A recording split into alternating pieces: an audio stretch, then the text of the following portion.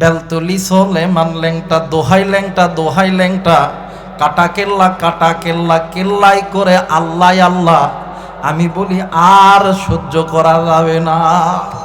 আমাদের সমাজে এমনও মানুষ আছে, হায় হায়, মসজিদে যাইতে চায় না, মাদ্রাসায় যাইতে চায় না, কোরআন পড়তে চায় না, কিন্তু পীরের দরবারে দেয় গাঞ্জা টানে আর ডাক দিয়ে কয়, খাইয়া গাঞ্জা ঘুমাইয়া গেলাম, হাইরে খাইয়া গাঞ্জা ঘুমাইয়া গেলাম, ঘুইমা দেখি আমি গাঞ্জার নৌকা পাহাড়টাই, গাঞ্জার নৌকা কেমন জানি পাহাড় বইয়া যায়।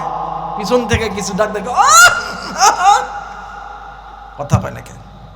আছে না বাদান, আছে না? আবার কয়দিন ধরে দেখতেছি এক দরবার শরীফে যায় আমাদের দেশের কিছু কিছু বাউল শিল্পীরা, হায় হায়, কাটা কেল্লা কেল্লাই করে আল্লাহ আল্লাহ। বেলতলি সোলেমান ল্যাংটা, কথা কয় নাকি? এ যুবক ভাই, কথা কর না কিল্লে?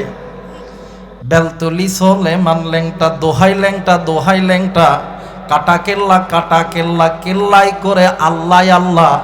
আমি বলি আর সহ্য করা যাবে না। কথা কয় নাকি? কেমন বাটপার! সুলাইমান নবীর নাম এত সুন্দর একটা নাম, এই নামটারে কেমনে করে বিকৃতি করছে। আসলে এদের জন্মের মধ্যে ভেজাল আছে, কথা বলেন ঠিক কিনা? আরে আল্লাহ ব্যতীত অন্য কারো দরবারে দেয় সেজদা দেওয়া, এটা হচ্ছে শিরক, এটা হলো হারাম। কারণ যে আল্লাহ তোমারে আমারে তৈরি করছে, আল্লাহ বলেন ফামানিত্তাবা আহুদা ফালা ইয়াদিল্লু ওয়ালা ইয়াশকা। বান্দারে, আমি আল্লাহর কোরআনকে তোরা অনুসরণ কর, আমি আল্লাহ এর ওসিলা তোরে মাফ করে দেব।